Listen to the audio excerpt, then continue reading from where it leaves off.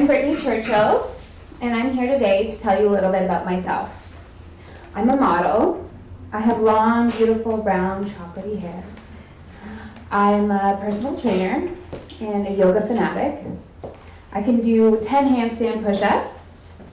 I'm married to a professional athlete. Growing up, my mother never allowed pop or sugary cereals allowed in the house, and no one in my family's ever been diagnosed with breast cancer. All right, if I was up here on the stage a year ago, that was who I would have said I was. And I'd probably be wearing a yoga outfit or a bikini, trying to show you my figure and how great I looked in a bikini, and you'd be a big sports brand. Or I'd be trying to get the next job at Miami Swim Week. But just over a year ago, all that changed. I have a new story to tell. I was living in Toronto, Canada, in a one-bedroom condo nearby the airport in order to make my marriage and my dream career work. I've been a model since I was 13 years old, and I remember at a certain point thinking that my dream job was to be a Victoria's Secret model. I actually came to New York. I met with Victoria's Secret, and I did a few fittings for them.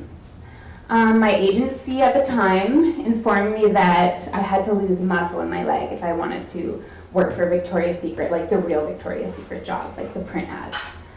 And I realized that this just was unobtainable for me. My lifestyle was health and wellness, and I believe in that so much. So I learned how to realign my goals. During this career, I learned how to adapt. And health and wellness came first. So I decided that I would try to get different types of jobs now, like Nike or Champion. And just over a decade ago, I met a man named Misha Serkinov who told me he was going to be a UFC fighter. And he hadn't even had his first UFC fight yet. I never thought I'd settle down with this job. I mean, I never knew when or where I was going to be. And I loved my job because it never got boring and it was always creative. And I got to meet new people all the time who like to do the same kinds of things. 7 years ago, that guy became my husband. And the dedication that he has for what he does and the discipline is just something I've never seen before. And the passion he has for what he does has always been incredibly inspiring for me. And this lifestyle we lived worked for years. But when we decided that we wanted to start a family, we realized that Toronto just didn't make sense for us anymore, economically. The rent there is extremely high, just like in New York, and I was never at home anymore. All my work was in LA, Miami, or New York. So I decided that if he wanted to be a UFC champion, it wasn't a very historical sport, yet the only place he could really get to the top was in Las Vegas, in the home of UFC. There's a UFC Performance Institute there that actually makes you all your meals, you get the best training partners, all of the social media people are there, and you don't really have to look for anyone to do a story on you. If you're a UFC fighter, that's the place to be. And it was also a 45-minute flight for me to get to LA. Then we would be able to start a family. I'd be home more. That's how it happens, right? So we started looking at places near the UFC Performance Institute. And I was visiting my family in Alabama at a certain point. My whole family's from Jersey. I don't really know how they ended up in Alabama, but I think it's the warm weather. Because I mean, that was a big selling part for me as well for Vegas. So I talked to my aunt. She is a real estate agent. She seemed to know a lot about Vegas and how inexpensive it was to live there. She also told me there's no income tax in Vegas. I was set out to convince my husband we were going to move there. Being a UFC fighter, it's really important to keep your schedule, and traveling around isn't appealing at all, especially for him. So he was comfortable in Toronto. I really had to convince him to move to Vegas. And when I called him after hearing that there was no income tax, I think that was like the selling part for him. I called him and we decided in about 10 minutes that we were moving to Vegas. I got off the phone and I told my family I was gonna make this happen. So when I was in LA for work, I decided to take one weekend and go look at places because we were ready to buy a place online. We were so excited, but I wasn't really comfortable with that. So I went there for one weekend, met with a real estate agent, and I found us the perfect condo villa to live in. And it was twice the size of our apartment in Toronto, like even bigger than that.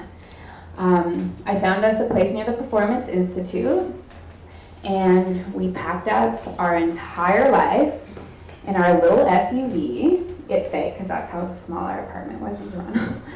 And we drove over 2,500 miles to Las Vegas.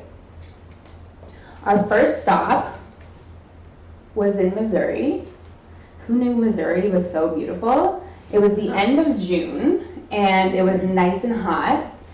We had all of our camping equipment, including our really comfortable queen-size blow-up mattress. And we got there just in time for sunset. We bathed in the river, we camped, and the next morning we got up nice and early and we head out for Denver, Colorado, where my cousin lives. She's a yoga enthusiast too, she's so cute. And we stayed there an extra day. We enjoyed the mountains and just hung out. We head out the next day and we got to Vegas just in time for the 1st of July. And I remember us celebrating no longer sleeping on that blow-up mattress for the 4th of July. We did fireworks with our new American neighbors, and it was literally the beginning of like the brightest future, because Vegas is the brightest city ever. It felt so great to be there. We really felt like we had a plan, we were sticking to it, we were moving up, like we were adulting, it was great. We felt so healthy in Vegas. We were hiking more, we were outdoors more, we were enjoying the really hot heat. We live right near Red Rock Canyon, and it was just such a great lifestyle. It was even better than before. But moving to Vegas meant moving away from my mother. She's the person that always reminds me of things that I don't think are important at the time. Like, she would literally call me every single day when I lived in Thailand and Hong Kong to remind me, like, Brittany, eat your greens. She's the type of female because you're not on her insurance policy. And when I told her I was moving to Vegas, she was bothering me so much about my healthcare insurance. I was ready to give up my Canadian healthcare and just figure it out in Vegas. And I told her, I remember saying, Mom, I'm the healthiest person you know. Like, I'll worry about that later. It's not a big deal. And to make my mother happy, and because we wanted to start a family, I decided that the next time I was in Toronto, I'd make an appointment with my family doctor to have one last full physical.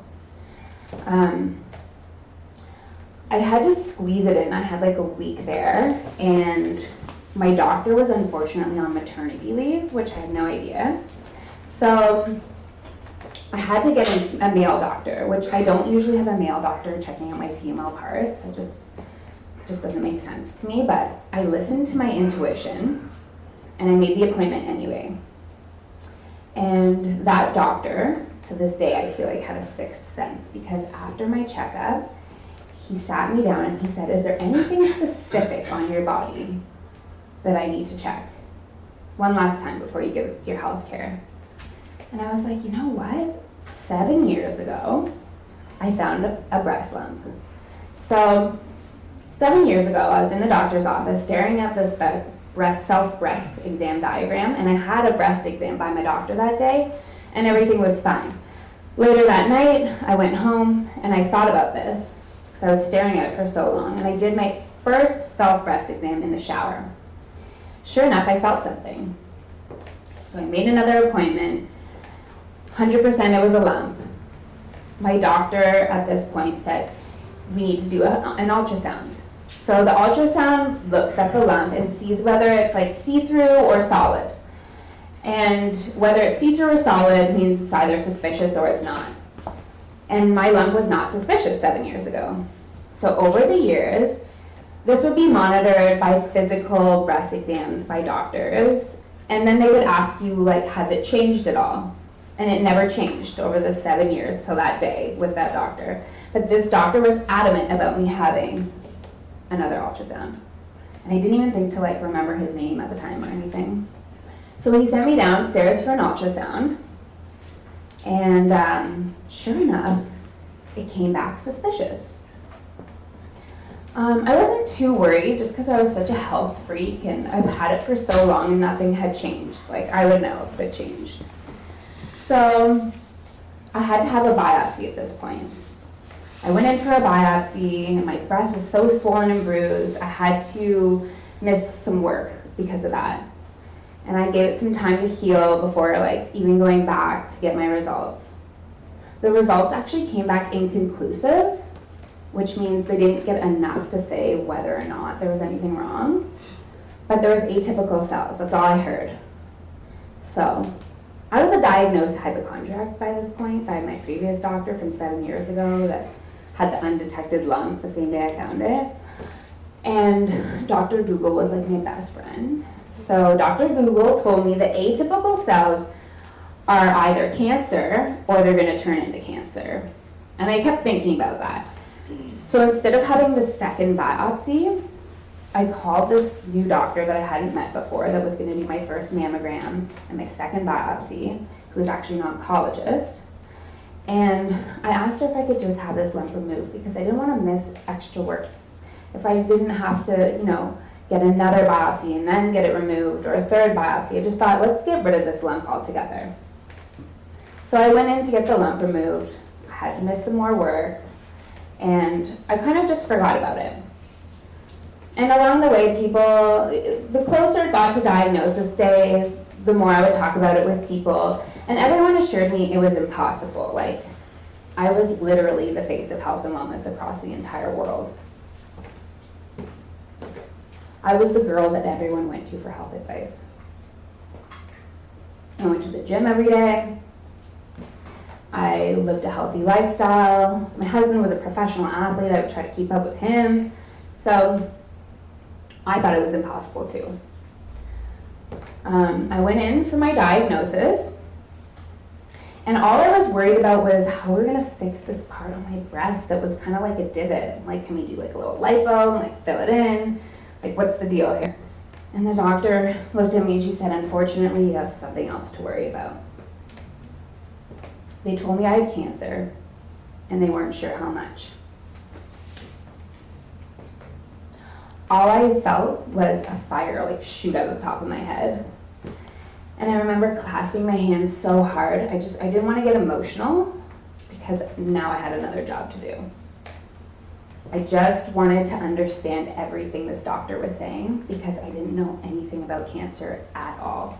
All I knew was that I didn't want it, and this diagnosis meant I was pretty sick. So the day before diagnosis, I actually talked to a girl at my hair salon that I had never met before. She was the front desk girl. And I told her I was going in for a diagnosis. She told me that she'd been in that situation before and that she was diagnosed with breast cancer at a very young age. She told me that no matter what they tell you, everything's gonna be okay. So in that moment, I decided that was gonna be my new mentality. No matter what they told me, I was gonna be okay because in that moment, I felt fine. I didn't feel ill. I was capable of everything and more, and I'm tough. And I've always been tough. So now was like my time to test it. I felt like my whole life prepared me for this battle. I had a thick skin, I was confident, I know how to adapt with any situation. And I just kept reminding myself of those things. My mother was in the room with me at the time, and we looked at each other, and neither one of us got really emotional until the end. But I found out I needed to have another surgery to see how much cancer that I had. So I started doing research and I went back home to Vegas. I had a couple weeks before the next surgery. I remodeled the place with my mom, the new place, so that when I got home it would be nice. She's an interior decorator, so I used to do this with her as a kid all the time. And I researched, I didn't eat a single thing for the first few days because I didn't want to feed the cancer, so I found out about all that. Oh, I also had to FaceTime my husband and tell him. This was really difficult. He was in Vegas not expecting this at all. And I tried not to cry, but I cried so much just trying to get those words out. I don't know what's harder, like having to tell people that love you that you have cancer, or the thought of like, how bad is this gonna get? Am I gonna be able to take care of myself? Am I gonna be a burden for the people that rely on me? All those things were going through my head. And then I thought about a mastectomy. I started researching everything. I called Angelina Jolie's doctor that did her mastectomy. I found out the quote of what it would cost to keep my nipples, because I thought that would be a great thing to be able to keep my nipples. The quote was like astronomical. I think maybe I could keep one. And I researched every single alternative medicine retreat there was because I was terrified of modern medicine. I did not want to have chemo or radiation. So I was back home in Vegas preparing for when I would come back next because I wasn't really sure. I wouldn't be able to afford anything in the US. At this point, I didn't have any coverage. I hadn't been paying into anything. In Canada, they cover a lot, so that really does help. And I spent time with my family. It was the holidays, so I had my first warm Christmas in Vegas. It was awesome. And then I had to come back to Toronto for that second lumpectomy. Fortunately, that second lumpectomy said that the cancer had spread. So at this point, the cancer was in my lymph node. The lymph node is the lymph system. Basically, if the cancer is in it, it could be anywhere. It's the way that it travels through your body to try to kill you. It was only in one lymph node. So by this time, I had stage 2 breast cancer, but I needed aggressive treatment. They treat you as if you're like stage 4 at that point, because maybe there's little pieces that are undetectable. I needed chemotherapy and radiation. I would have chemotherapy every 3 weeks for 5 months, and I would have radiation every day for 25 days with a 6-week gap in between.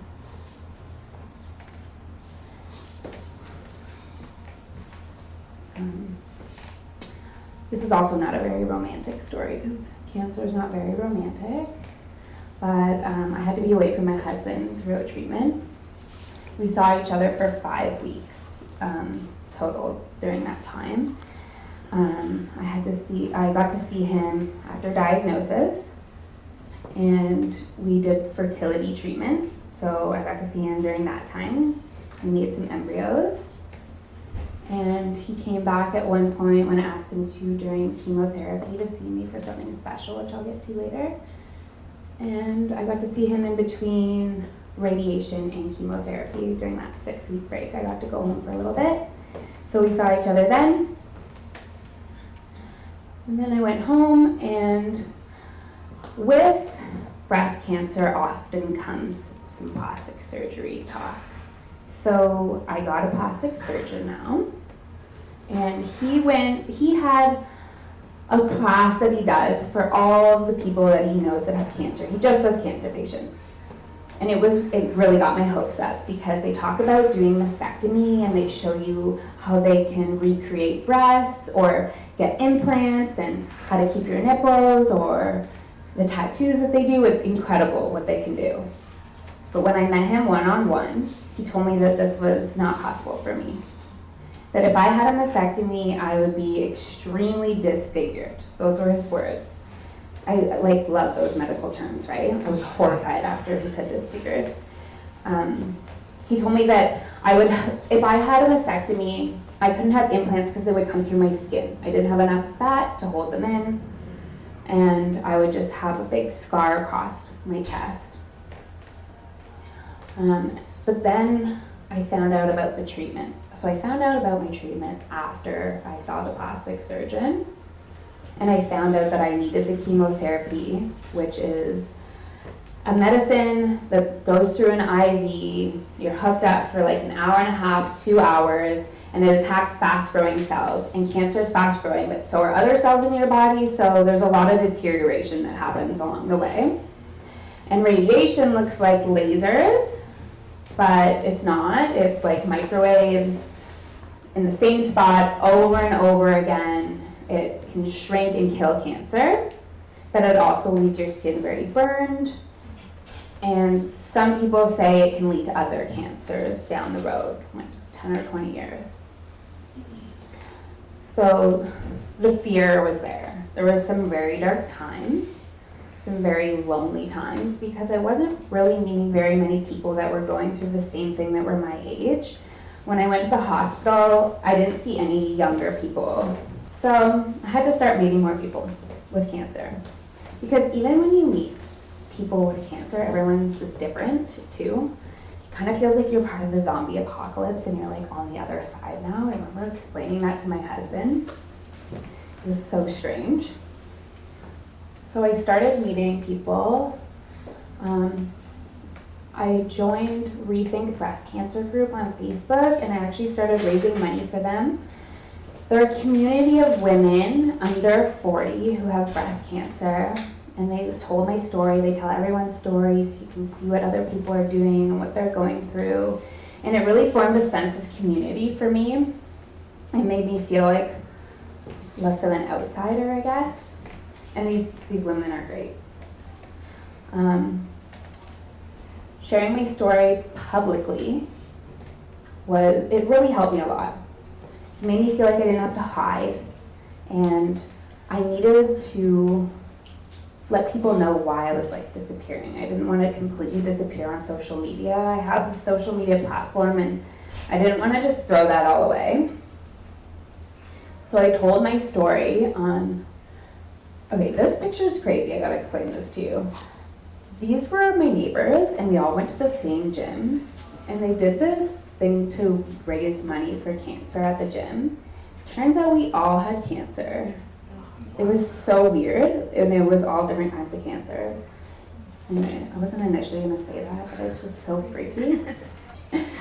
So this is how I shared my diagnosis.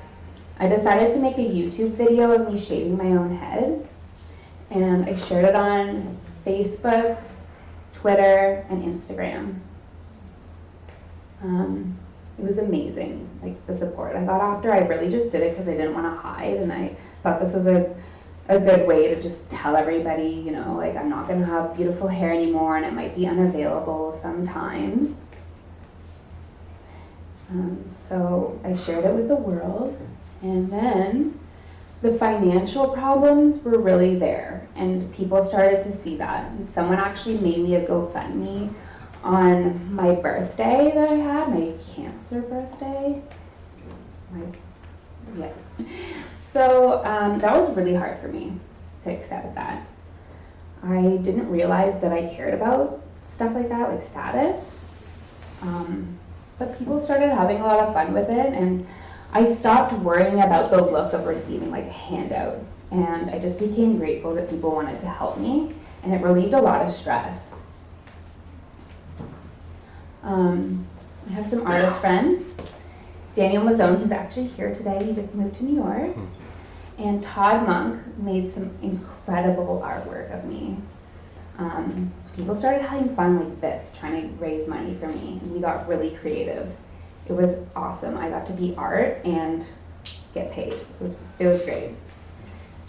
New career. Then a man named Karim, I had met him one time after diagnosis in Las Vegas, and he flew to Toronto after seeing that I had a GoFundMe and seeing my story on social media. He flew to Toronto, and we met after I did a photo shoot while I was doing chemotherapy. I did like this little editorial makeup thing. It was cool. And I met him afterwards, and he told me that I was the most inspiring person he'd ever met, and that I had inspired him to be healthier and to go to the gym more. Because he had to be on TV more now, and that really inspired him to do that, like no excuses. He made me the brand ambassador of his new company, Zen. Zen is a company that sells athletic wear. Specifically, they're really into sneaker culture, and so am I. I was like the perfect person for this job. And they tell a story through people's stories about fashion in order to get people to buy it. So they're a very inspiring company as well. That changed my life big time. I could finally stop worrying about work all the time and what was going to be my next job now that I was completely different looking, and my whole job was based on the way I looked. I mean, personality too, but my hair was so great. Like, that's how I ended up here. So that was life-changing. I finally had a job. I could get rid of the GoFundMe. And I started making these really ghetto workout videos on my worst week. So there was a week after each chemo that was really bad, and I'd spend it at my mother's house up north, and I'd have to get these really bad like injections every day in my stomach to keep my immune system up so that I wouldn't get an infection or anything during chemotherapy. But those injections make your body ache, and like, you get really stiff and you can't move. And another survivor told me that being active was what saved him when he was really young, like he was in high school. So I just remember that, and I would make these videos. I felt pretty cool that I could like still work out during this time. But I did this one post on a really bad day. This was a good day, but I posted it on a bad day, and I basically told everyone like my world felt like it went upside down because I couldn't even do a push-up that day. I tried to do one and I couldn't do one. I fell right on my face, and I was so upset. And I shared this. And I asked people, if you can do a push-up today, like you're lucky, like do one. Do it for me. So I had people sending me videos, sending me messages that they did their push-ups for me that day. And I remember crying, just so grateful that people were playing along with my post. Like, I could still have fun with this, even if I couldn't do a push-up, even if I couldn't get out of bed. So social media was now a completely different tool for me. It was keeping me inspired to keep going, you know? Like, I knew it was temporary, but the process I learned is so important. You have to enjoy yourself even if you're not the same physically anymore, you know? So that post was a big change mentally. I got a lot stronger that day. And then I did all my research. Being educated at this time was so important. I did all these free classes at the hospital, but none of them, I knew everything from Google, you know? But this class, it was the Look Good, Feel Better workshop. And they do this workshop for women that are going through cancer, and they provide you with all these free products, which is really fun for us. But they show you how to apply your makeup so you don't pull out your eyelashes, so that you don't get an infection on your skin, and make sure you moisturize more. Make sure you wear a hat at night because bald is cold. How you're gonna feel with the wig, what's comfortable, all these things that you just wouldn't think about until you're gonna go through something like this. And when I walked in the class that day, I was the only girl that had shaved her head already, because my nurse told me that if I nicked my head during chemo, it could get infected. So I was like proactive, shaved my head right away, right before my first chemo. And every woman in there would look terrified to shave their head. So when I walked in, naturally they used me as their model for makeup application and wigs, and I shared my story. I said, you know, I'm preparing for chemo as best that I can, and I loved shaving my head. I said it was so liberating. When would I ever have thought to do that? Never. I never would have shaved my head. It was such a cool experience. Like, you have to try it once in your life. And these women went from looking terrified to like laughing. We were laughing. We were making our sick humor jokes that only like people that are gonna go through cancer think are funny, and we had a good time. Everyone left that workshop ready to take on the world ball that day. I explained to them that I had watched Demi Moore shave her head in G.I. Jane over and over again, like 50 times. So I wanted to do it right, and I wanted to make it look cool. Like every step of the way, I wanted to do it right and make things look cool. So I told them I was planning to take over the world. Like I was a Marine, and I was gonna shave my head and take over the world. It was the most woman empowerment experience of my life. And I used my imagination a lot during this time. Like I became a kid again during this experience.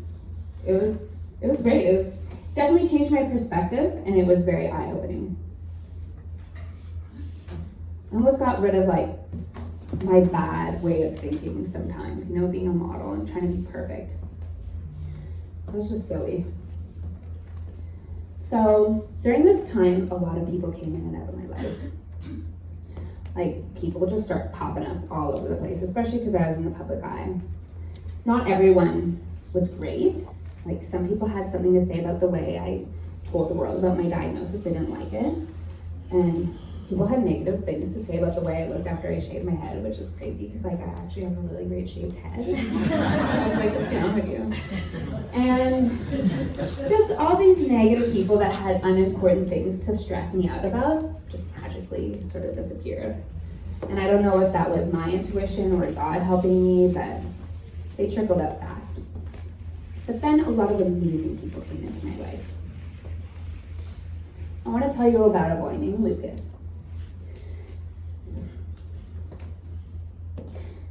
During my really tough weeks, I was hearing about Lucas. And his uncle was my mother's superintendent. And he was telling me how difficult it was for him. He was going through treatment at the same time as me. And he had like twice as much treatment to do, and it was on his head. And he wasn't doing as well as me. He couldn't get out of bed and play. His parents had to go fund me. He had a twin sister, same age as him, that was outgrowing him, who was a fantastic artist, and he couldn't really see very well, and he couldn't do much. And he's all I could think about. So when I had my bad days, I would think about Lucas, and I thought, how could I make him want to like play a little bit? Or how could he have fun from his bed? Because I was getting all these ideas for myself, but all I could think about was him. I became obsessed with it. And one day I got this incredible gift pack from an angel named Marie. She sent me this box with all these notes in it and books to inspire me and comfortable things and just things that you would love to get if you were at home all the time, like trying to get better. And it gave me the best idea I've ever had in my life. I called my husband, who had a fight coming up. So he had a fight and I was fighting, and it was just like the craziest time. And when fighters have a fight, they're allowed to have cornermen with them, and everyone gets a fight kit. And this fight kit is like an official UFC backpack, and it's filled with like flip-flops that say UFC and the official gloves that you fight with. And I asked him if he would come home after his fight and bring me one of these official UFC fight kits, because I knew Lucas loved sports, and I filled it with some extra like good things. I really enjoyed my medical week, those tough weeks, by thinking about what a 12-year-old boy would want. I would ask other kids what they like. I would research all the toy stores and go to them with my mom, and I made the best fight kit imaginable because he was the real fighter. And he received it on Easter. His uncle told me that he got out of bed that day for the first time in a long time. And he played with everything in there. I had him like a champion sweater, and I wrote him a really nice card. I got really good at writing during this time, so my words were actually like affecting people. And I just let him know that he was so brave, and that we were both going through this together, and that me and my husband were really rooting him on from like one fighter to another. He was doing great, and we knew that he was going to be okay, and that this tough time would just make him an even cooler person in the end. So I definitely would love to make more of these one day. That was one of the best experiences during this time, and he's very, very special to me. So after 5 months, I got to ring that bell, which is something you get to do after you finish chemo. You also get to do it after you finish radiation. I had torn my MCL the day before my last chemo, doing something so stupid. I was like jumping off this thing trying to get a cool picture, and I snapped my MCL, and it's the worst time to do that because you don't heal fast on chemotherapy. I looked terrible. I had a cane. Someone made me this amazing hat, thank God, but I was so bald. That was the same day. I was so bald. I remember looking in the mirror thinking like, Jesus Christ, what happened? Like, throughout the entire time, maybe I was on an adrenaline rush and I didn't really realize what was happening to my body because I was just going and going. But I looked in the mirror and I was like, what happened to me? Like, who is that person? I had to look in the mirror and literally say, Brittany Diamond Churchill, that's still you in there. Like, you're gonna get better now, trying to convince myself. And I broke down. And I hadn't had a breakdown in a while since the financial stuff. That one was really hard, but I broke down. I let myself just cry it all out. And then I looked in the mirror and I said, fuck cancer, as loud as I could. My mom was like, what's going on? And I smiled. And I would just remind myself to smile a lot. And there was like these little things, smile, leave the house, even if it takes 30 minutes to get up the stairs, say hi to someone, or good morning, even if you don't plan on talking to them after, just do it. Just bring yourself there. It was those little triggers that pulled me out of the depression that you feel like you're gonna slide into, Remind yourself it's temporary. And the process matters. Try to be happy during this crazy time. I also learned how to love myself, self-love. You hear it all the time, but you really learn that during this time because you have to take care of yourself. You can't rely on any one person. The long haul is not what anyone else is ready for. Only you are ready for that. Maybe. You can't even just rely on your mother or your husband. You really have to be strong and learn how to love yourself, especially the cancerous parts that needed it the most. Because at first you kind of hate it and you feel like you're doing everything wrong, but you just have to love yourself, just whatever is thrown at you. I learned that a lot. I also became very spiritual during this time. I had this amazing henna done on my head, and it's like a healing process to do henna. I learned how to slow down during this time and meditate. I looked forward to meditating every day and using my imagination to imagine how life's gonna be after.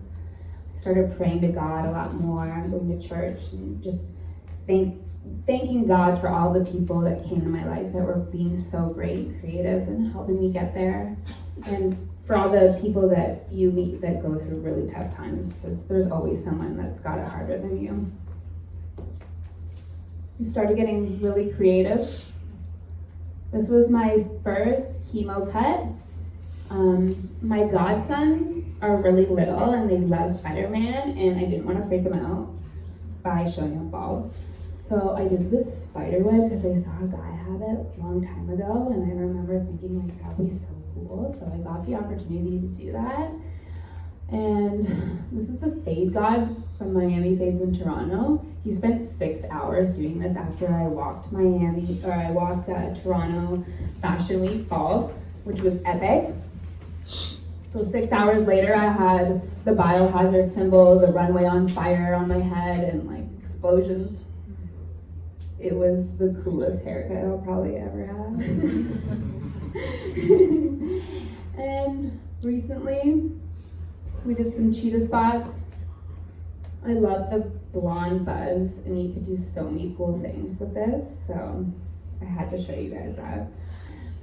So when I came out here, I told you who I was. now I want to tell you who I am. I'm Brittany Churchill. I'm a cancer survivor.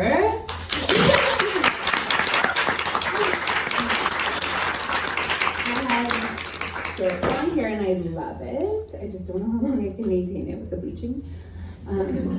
But I'm also the spokesperson for Estee Lauder's new Time to End Breast Cancer campaign this month.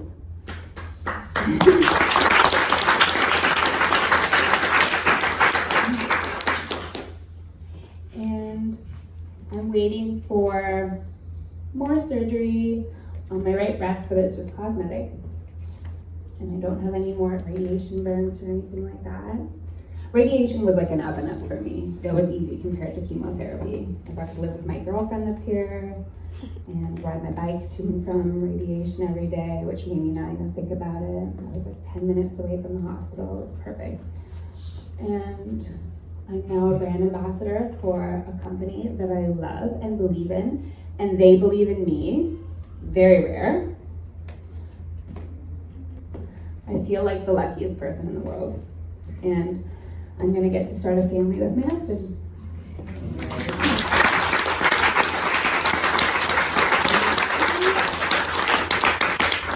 Thank you, Nick, for having me here and believing in me too. And I want to say thank you to my mother for always reminding me what's important. And I tracked down that doctor's name with the sixth sense. If he sees this, Dr. Weinberg, you saved my life. Thank you. They'll be saying, oh Lord, here they Fuck come. cancer.